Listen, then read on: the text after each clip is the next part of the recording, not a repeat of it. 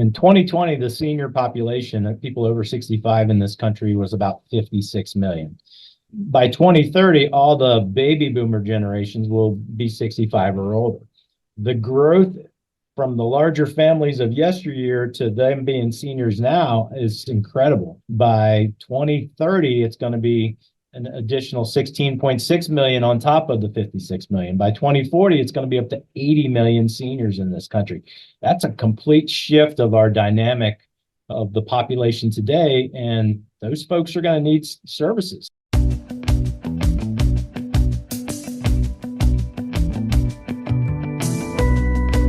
Hello, everyone, and thanks again for tuning in to this week's edition of the Franchising 101 podcast. I am Tim Parmeter, founder and CEO of FranCoach and your podcast host. Today, as we talked about last month, we are going to spotlight one specific industry every month this year to try to give you an overview of what it's all about, the different opportunities, what are some of the advantages, things to look for, how it might be a good fit for you or not. Again, anybody ever tells you that there is one best franchise or one best or hottest industry out there, I promise you folks, they either don't know what they're talking about or they are lying to you, right? Or trying to sell you something. So don't buy it, but there are some amazing things out there. We want to help educate you on that. That's what we're going to do today. And joining us, we're going to talk about the senior care, senior services space. So joining us today is, I don't know, he's got some fancy title these days, Executive Vice President, Poobah, something with Senior Helpers, our dear friend, and fourth or fifth time on the show, Mr. Rob Cantrell. Rob, thanks for joining us. Thank you, Tim. It's great to be here joining you on the podcast today. You don't have to have any titles. You can just call me Rob. Or my wife has other names for me too, but I'm sure we can keep those off here today. Those are more accurate, but this is a family show, so we'll keep it exactly. We'll keep it clean. We will indeed. So thanks for joining us today, and you've been in the senior care space for a long time now. So we really want to talk about, and I know you are all about Senior Helpers and how amazing of a brand it is, and it certainly is. We're going to try to I'll mute you or edit out every time you start pitching Senior Helpers. I'll try to keep it to a minimum. I have a lot of good things to talk about, but industry wide, it's a great industry to be in. So I think I can help out for what we're looking for here. Yeah, don't worry. We have editors and producers, so it's all good. So to start with, just let's go like really broad as an industry, and we've talked obviously with you and other people, the in-homes care space of senior services, senior care, but there are some other things a little bit. So, and probably 3 or 4 different categories. So kind of lay out what are the different things out there that touch on kind of senior services? Yeah. So, the in-home care option is really broken into 2 categories, and you've got essentially medical and non-medical. The non-medical folks are spending the majority of the time in the home with the client, providing a host of services, whether it's, help with bathing and dressing or helping with nutrition and med reminders. That's really what senior helpers and others like us do in the industry. The home health model is where they might be going in and out of the home. They might be there for oxygen treatment. They might be there for wound care. They might be doing some sort of procedural type work. And usually those folks are, different insurance, different model for what they do. But really, those are the 2 types of care, medical versus non-medical. And then obviously we all know there's facility care. If people can't live independently in their home, then they're going to go to a facility where they have round the clock care and services. And even the senior residencies out there, some of them are just over 65 residences with just a lot of seniors within that building, and some have nurses on staff and folks that can attend to them. Gotcha. Right. And then I know there's a couple of, every now and then you'll see some things that will be a little more niche, right? Just like from a transport standpoint, which I know some in-home care providers will do also.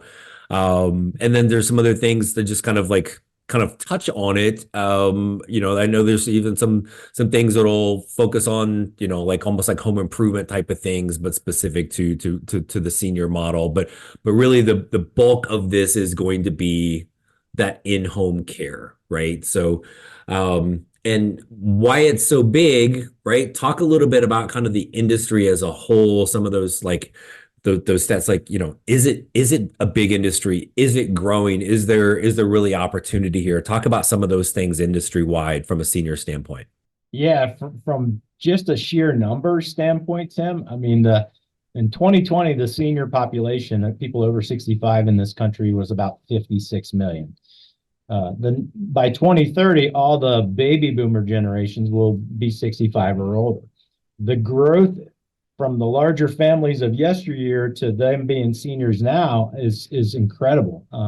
By 2030, it's going to be an additional 16.6 million on top of the 56 million. By 2040, it's going to be up to 80 million seniors in this country.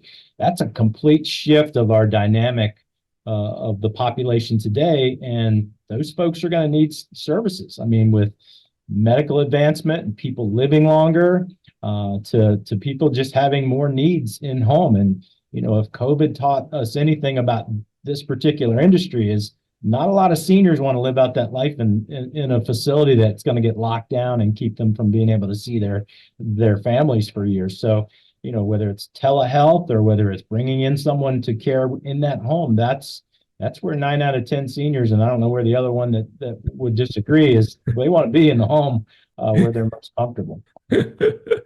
Right. Well, and then you throw in the fact of, right, like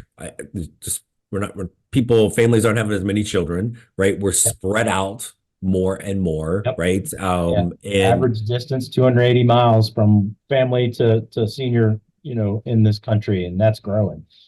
yeah, well, like I'm 2000, right? Right. And right, and so and I am having conversations with one of your owners right now about my mom and her husband and their stubbornness of needing the care.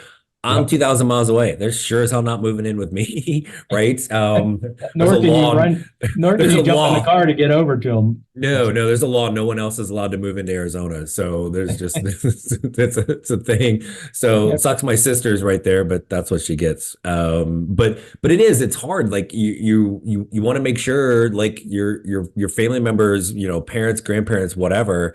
But not to be selfish, we're busy. We got stuff, we got lives. We don't nest around like, I mean, there are still people that do it, but there's not the compound of like 4 generations of a family all living on the same, plot of 40 acres, right? So that really kind of not just the amount of seniors, but the distance we are apart from each other is really tough.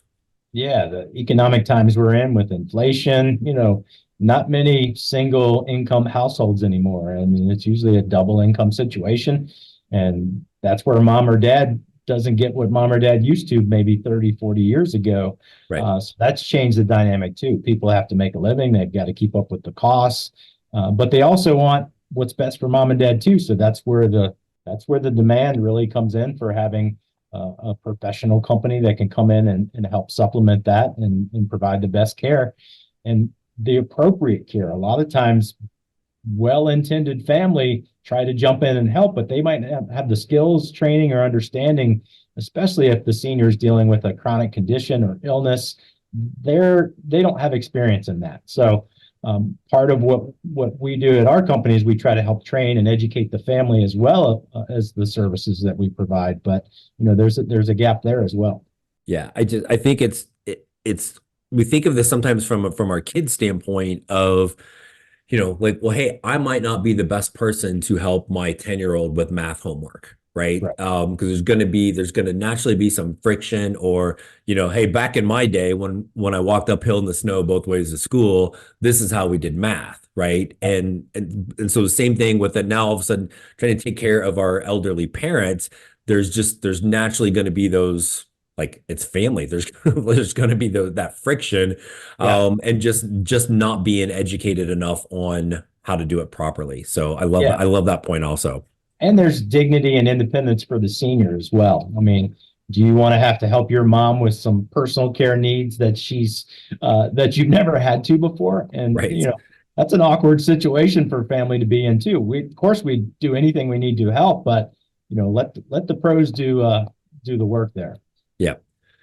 So obviously there's other things within the senior care space outside of the in-home services, but the in-home is by far the most dominant piece of it, right? So I want to kind of focus on a couple of things within that business model for this. So start with the owner, right? Because again, people listening to this are probably not going to be the caregivers; they're going to be the owners, right? So like I think there's the common myth in franchising that you need to have tons of industry experience and background. You may end up, in this case, you may be the one in there taking care of grandma. So talk right about kind of that industry standpoint.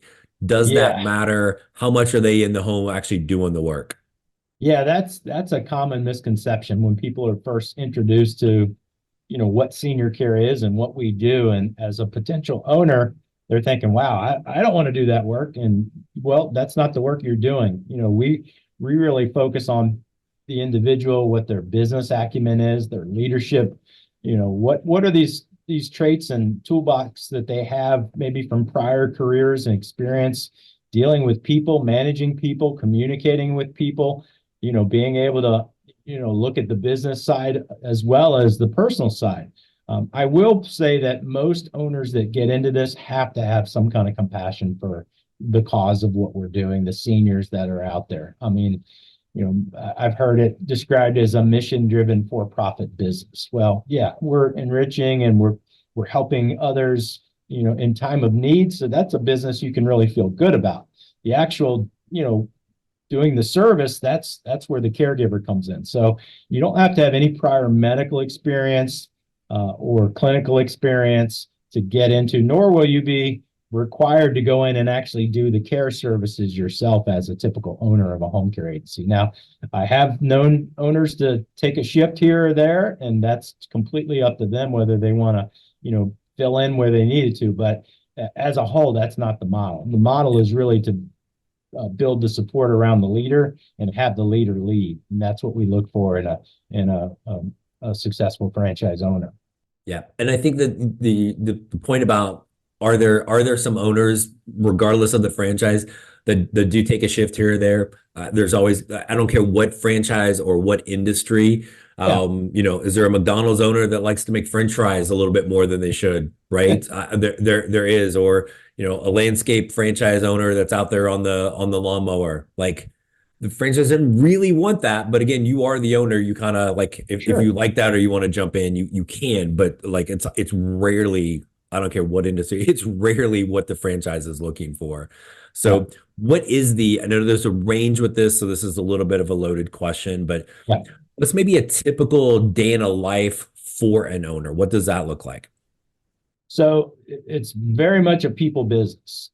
You've got two sides. You've got your clientele and family, and then you've got your workforce. So you've got folks that you have to manage, hire, recruit, train, and retain. And then you've got clients that you got to educate about what services we provide, do an overview assessment to figure out exactly what the care plan we're going to bring into the home looks like. So an owner, and there's really two directions an owner can take this model. They can be more of an operations centric owner where they're maybe not client facing or community facing. They might be behind the scenes, interviewing, hiring, recruiting, using all the training tools and resources and managing that workforce. Some owners are, they might come from a marketing or sales background and experience. They might want to get out there and promote the business. A lot of referrals come from clinical spaces. So we've got to get out there and build relationships. So they're thinking of whatever company home care you're working for, that's the company that they want to recommend. So you've really got to be able to get out there and promote and market. Some owners are very adaptive and comfortable in that situation. Others don't want to be that. So in this model, you've got really a tandem startup of an external, internal need for running the business. The owner can take one or the other and hire a counterpart, or in our case, they can be kind of a utility player and play in a little bit of each of the ponds and hire more of a mini-me version that's kind of offsetting the workload. For our model, we run out of a storefront. We do have office space with signage and visibility. So, the brand, draws in a lot of that type of business as well. And we use a lot of our space for training, because caregiver training and specialization and really making sure that they know what they're doing going into the home is really important, because you really want to be able to give the client-centered approach to care, and you need to be able to be adaptive to whatever those needs are. And there are a variety of things that go on with seniors that really cause them to need the type of care we provide. It's not just normal aging, it's a number of other things that factor in. Yeah. So, and I think when people think of that owner role, and for, I think, and not just certainly you guys, but just in general, this is a two-sided. There's the forward facing and the upside, right? And so as somebody is looking at this industry in particular, right? Like if you're talking to another franchise owner and they are super forward facing, and you're like, I don't like people. I'm not that person. I'm more ops.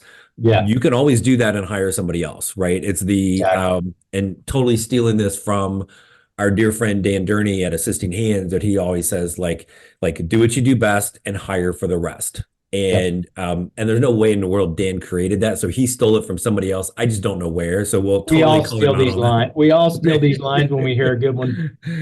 Yes. But it really is, like, when I think it kind of helps put people at ease a little bit of, oh, what am I best at?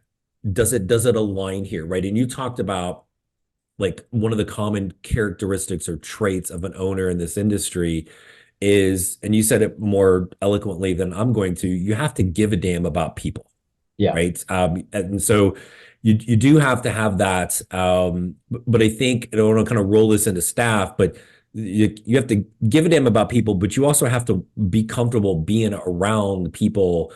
Are you the front facing person out in the community, talking to people, talking to families? Or are you in the office managing what's going to be a very big kind of staff of caregivers? So that people quality, right? Just in general is, again, way more than background industry wise, is hugely important for this industry. Correct?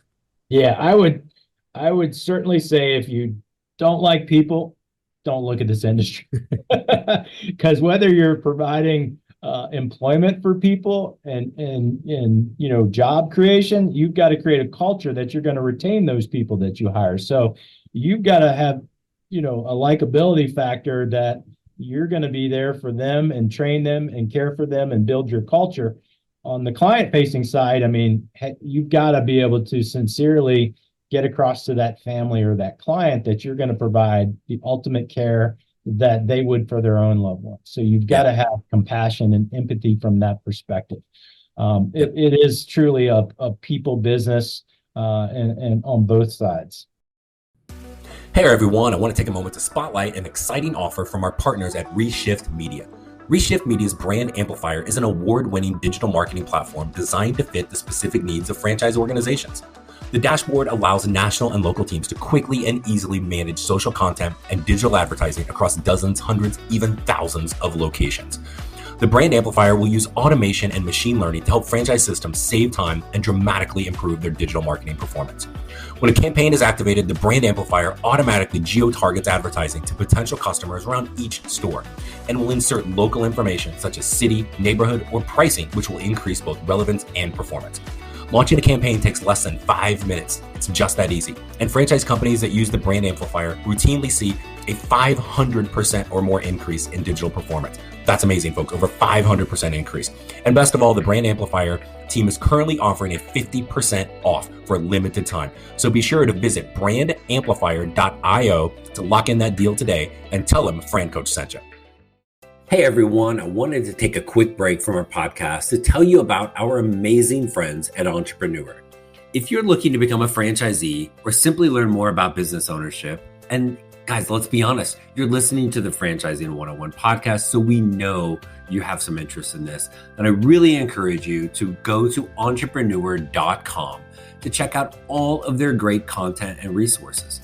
Seriously, Entrepreneur has everything, all the way from a bookstore to the best podcasts, webinars, and videos, plus information on upcoming events and the latest articles that seriously, they cover all aspects of franchising and business ownership.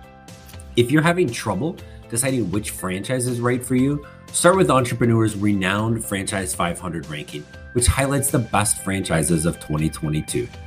For 45 years and counting now, Entrepreneur has been and continues to be the most widely recognized and respected authority in the franchise market.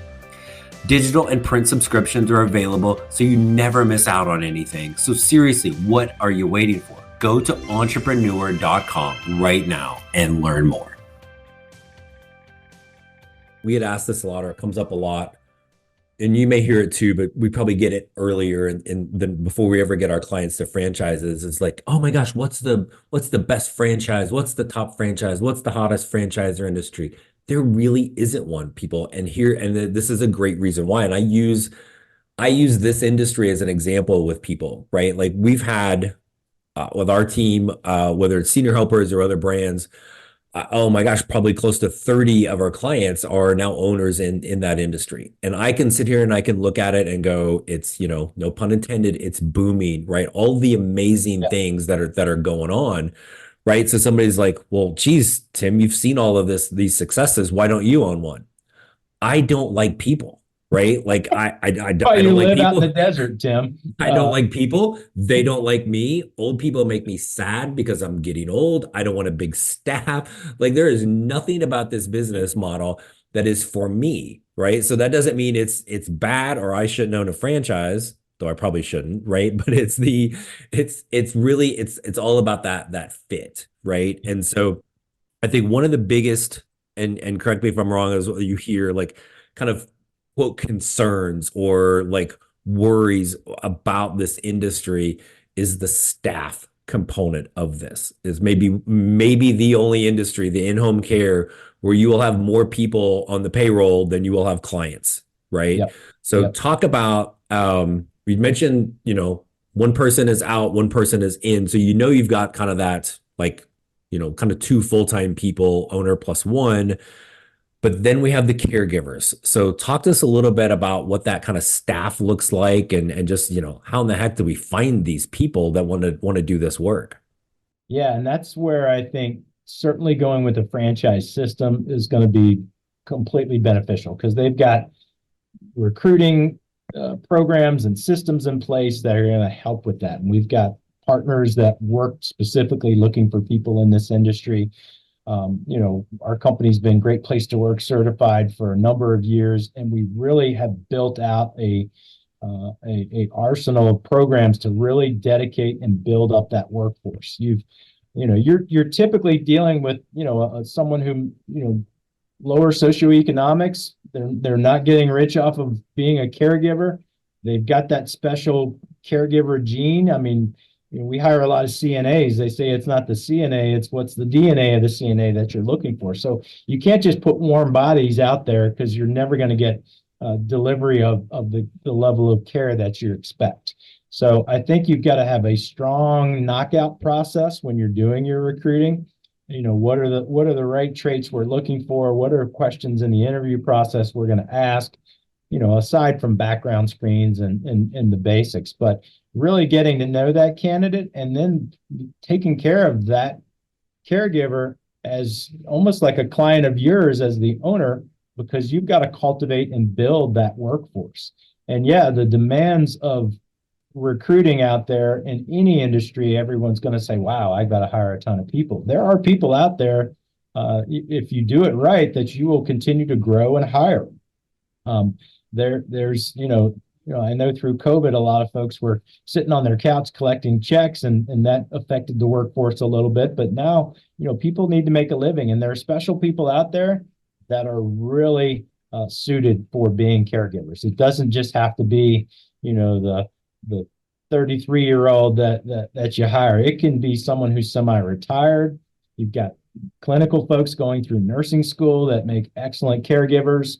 You've got, stay-at-home parent that kids are in school. They can, maybe pick up some shift time while that school day is going on. So you've got to think outside of the box, but you've got to have a pretty tight system for what you're looking for too.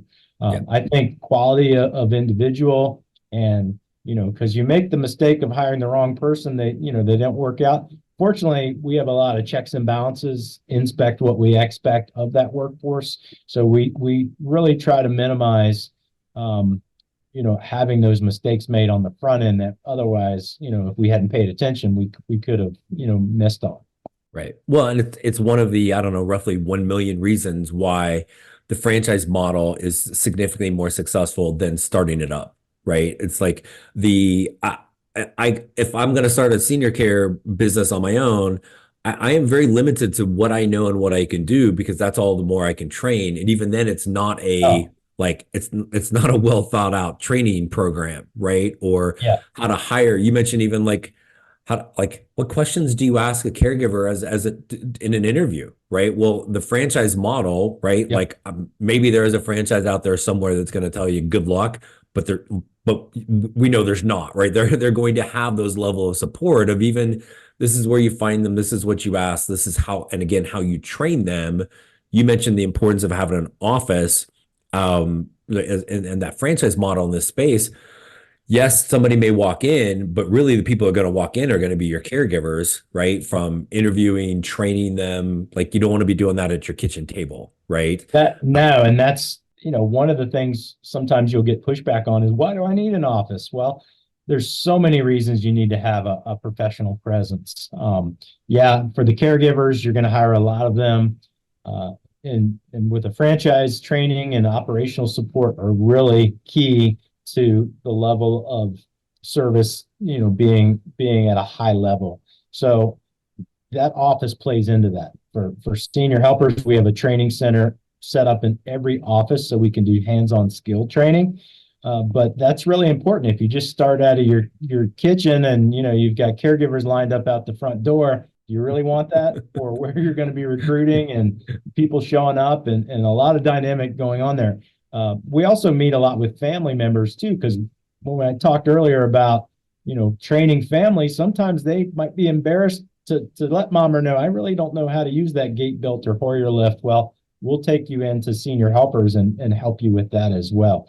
And we meet a lot of folks around the community. So, the signage and visibility plays into it. And proximity, usually we put our offices around those medical areas that people are Right. driving past anyhow. Yeah. And have a lot, 350 plus locations, you really start to get a lot of what works, what doesn't work. So, having the right location is certainly critical.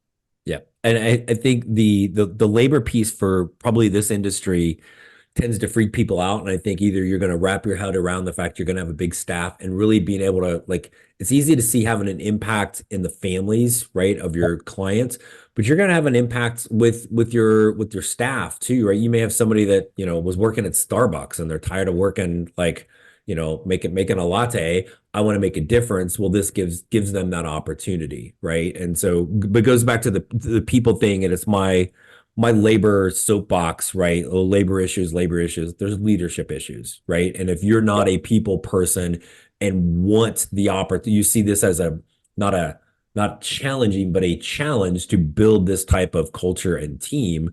And I always say, if you're in year 2 of a business, I don't care what business it is, if your best source of employees doesn't come from your existing ones referring, take a look in the mirror, right? If you've got tons No of question. turnover, take a look in the mirror. I guarantee you it is not the labor force, it is not them, Yep. it is you. So again, really drives home that point you made about this is a people business, right? From that internally and externally. So Yep. um tell us a little bit about this. I think, and this happens a lot in industries, and probably you and I both can get on a soapbox about this, but oh my gosh, Rob, there's so much competition out there, right? So, Yeah. in fact, you gave me the authentic response to that because I always tell clients, I'm like, well, we'll talk about that. I'm like, ask them the question. I don't care what franchise. I promise you they won't do it out loud, but they are laughing in their head or rolling their eyes at you because it seems like there's a lot of competition, Yeah. but is there really? Yeah, that's always I do it every time because you do get that come up quite often. If you just want to look at sheer, competition and you look on Google home care companies, you're going to be like, oh my gosh, there's no way. Well, the way our industry works is it takes a relatively low client count to start building up a substantial revenue. Typically less than 30 clients, and you're tracking well over 1 million in revenue. And there's a lot of seniors out there, as we've already established, with this population growth thing going on. So it doesn't take as many clients as you may think to build a successful model. And there's room for everybody. I've got some, I call them my frenemies. I've got friends in the industry of other brands that do a good job and great work as well. But it really is so spread out as far as a very fractional competitive landscape. It's unlike almost any other industry you're going to really be looking at, with looking at the supply of seniors that you're dealing with, looking at what the options are out there. Providing in-home care is the more affordable solution for many families. So the unit economics set up, for that as well. But competition is really looking yourself in the mirror, and do you have the leadership and the right company behind you that has systems in place to go get what's yours and what's out there and to grow your business. And there's plenty of room. There's a long runway. Most brands have some sort of territory size and number of seniors, and you'll never hit more than a 1% market share ever in this industry. If you did, in a single territory, you're usually uber successful. I don't know how large other territories are, but Yeah. that and that's one of the things you educate potential owners on when they're learning about the business. You'll get that question Yeah. comes up. It's crazy. And I think this maybe more than any other industry, like how small of a piece of the pie. I mean, it is literally a fraction of 1%. And I think across the board with all the different home care Yeah, service franchises that we work with, a territory at a bare minimum is going to have 20,000 seniors in it, right? And usually more. And, yeah, like if I go really high and say, oh my gosh, you're going to need 50 clients to get to $1 million in revenue, you're like, 50 out of 20,000, like you got yeah, to really kind of stop and go, come on now. Like you can fall out of bed and get some, right? And yeah, even then, even if it was 1%, right, that you needed to get to build to reach your goals financially, there could be 99 other businesses all getting 1%. And we know a good part of any industry is fragmented mom and pop, where it's like, yeah, Tim's Home Care. Well, I got 5 clients because it's me and somebody else out there doing it. yeah, Where like franchises, I think in general, look at the non-franchises almost like from an arrogant standpoint of like whatever, like that's not even competition from any level of looking at a business. And the other franchises that are doing this, like they are all smart enough to know like we need just a teeny tiny little piece of the yeah, pie, right? So it's understandable to ask the question and look at it and want to understand the demographics, but just across the board, especially in this industry, it's just yeah. I your mean, reaction was perfect because you laughed, right? And that's kind of, you don't want to make light of it, but it's just not a thing. yeah, it's not, and it's not uncommon to have owners from different brands in the same market have lunch together quarterly, or they know one another. Yep. So it's a frenemy thing. It's not a true enemy, And there is a diversity of providers out there aside from franchises. You've got larger national chains and regional agencies and independent caregivers that are just kind of 1099, and that's where the industry can get scary because they're really unregulated and they're not really screened properly, and you really have to vet the individual for that. So those are all in the mix as well as franchises that are out there. Yeah. And I think it's a good point because when you think most cases in franchising, like if you're an owner and you're going to get caught up in, oh, I lost this client because they went with, their neighbor down the street because it was cheaper. Like, okay, like we're not racing. Like that's the whole point of this is the quality. Well, your neighbor down the street might know how to do one or two things, but what about when things start to get worse? What all of a sudden, like Alzheimer's starts to kind of take Yeah. over or what like it's not that the horror stories are rarely the franchise. Well, it's Sally down the street, or I swear to God, my mom and her husband are going to use somebody they know from the Moose Lodge. Like, good Lord, Yeah. right? And Like, that's where it's, how's that going to work? Like, this is where you and I will be having a conversation about that, like separately at some point, and it's okay, but it's kind of like, as my 10-year-old would say, when it doesn't go well, that's what you get, right? yeah, Like, and it's really, you got to have that kind of quality component of like all of the things that are doing to vet, to hire, to train, to support, to manage those caregivers, and even the communication back and forth. I know the senior helpers, you guys have a great tech platform and assessments that are done, and that's like fairly common, or some sort of that in the franchise world, to just really differentiate yourself from, the lady from the Moose Lodge, right? So, yeah. huge differences with that. Yeah, because care is individual. I mean, you've got to take a true client-centered approach, is looking at that individual, their environment, their needs, their health situation. Everyone's different that you're dealing with out there. So you better have a pretty broad playbook in your arsenal of capability that you're going to be drawing from. And that's where I think the franchise systems, at least the good ones out there, have multiple categories of training programs that, Right.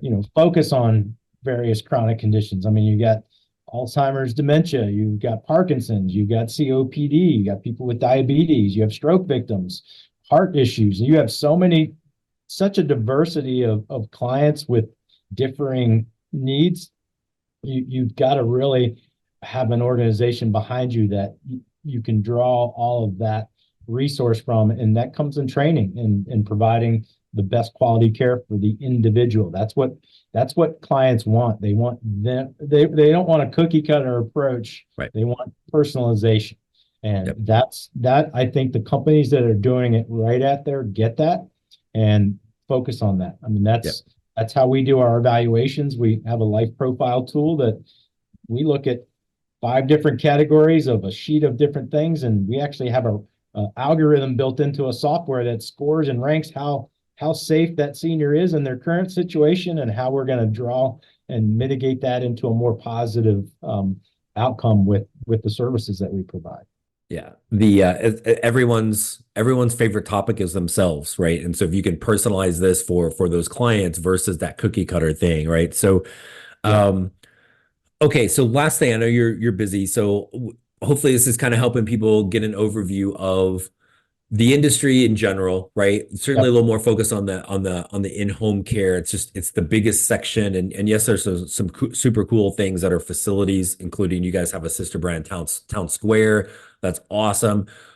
Those are investments that usually have two commas in them, right? Eliminates Yep. most of us. The in-home usually kind of sub 200,000 all in, getting you up and running, significantly more attainable for people. So you can hear all of the things, the positives, the growth.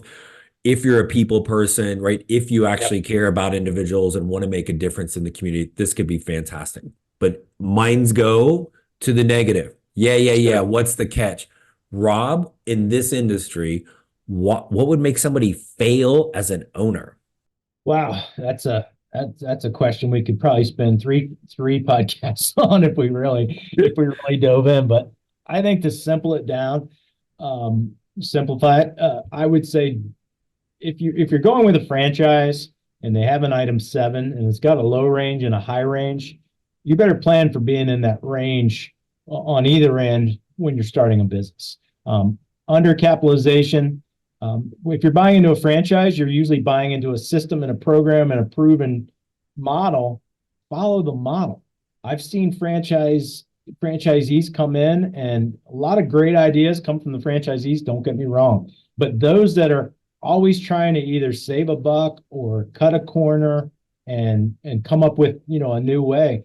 There's a reason that franchises build to the size that we have and others have.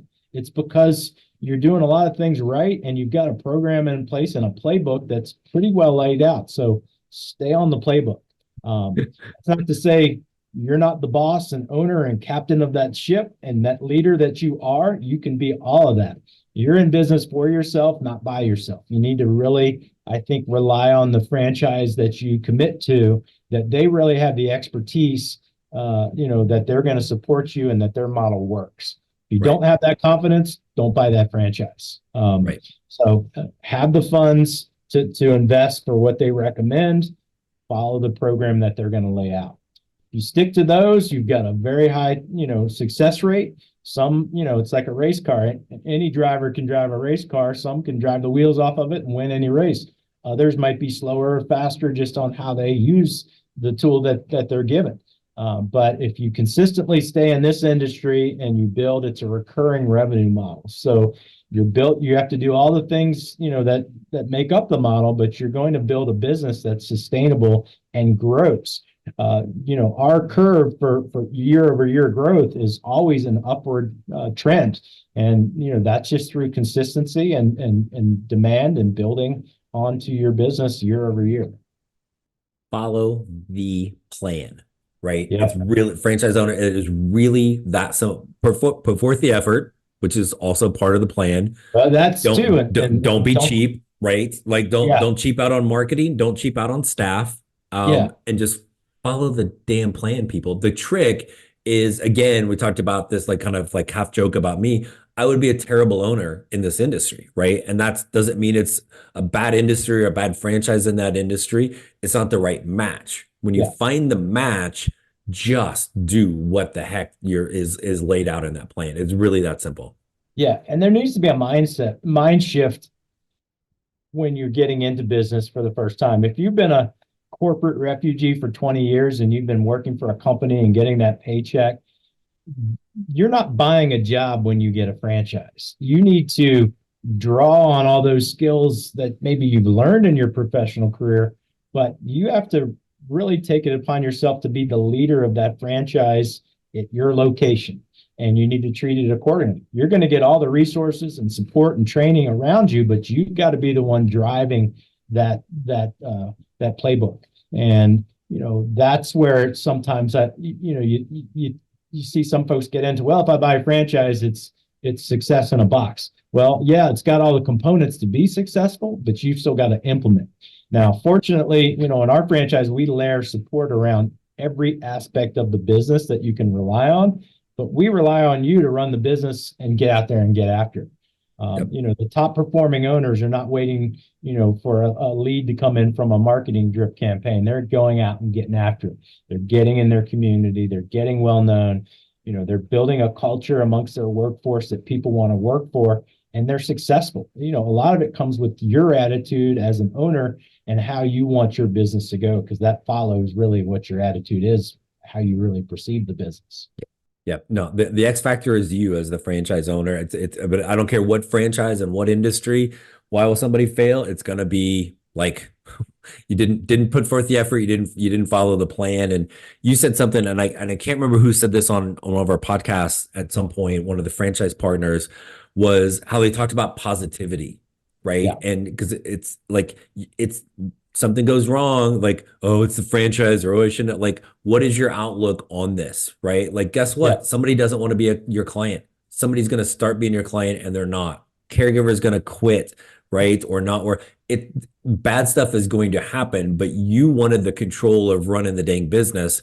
What's your outlook and your attitude on that? It makes all the difference in the world. Yeah, you need to be more of a solution mindset than, a problem mindset. And Right. if you're always looking for a solution, any problem can be overcome. It's just in how you look at it. Two other things on franchisees and just, years of being in the industry. If you're getting into this, if you have a spouse or significant other, I would highly recommend that you consult or educate your spouse along the way of your due diligence with the franchise. How many times, Tim, have we had, folks that we talk to that they don't share what's going on with their spouse, and at the time when they're all excited and ready to sign, the spouse is not on board. One of the reasons franchises in general fail is divorce. So make sure that both whomever are on board with the idea and will be able to provide. not that they're going to be involved in the business. Some spouses work together great. I wouldn't work with my spouse. She's a nurse. I wouldn't be able to do her job for sure. But making sure, at least from a supportive standpoint, that they're on board with what you're doing. Yeah. That's, and other factors, in franchising, people have life events and crisis and things that happen that just are out of our control. Those are things we can't control. Everything else, I think we can control and get in front of, especially when you're making a major decision to get off that corporate refugee couch and get out there and, get a business and something you own, and really the sky's the limit that you can build, and, all your dreams of whatever you're looking for can be fulfilled if you do it right.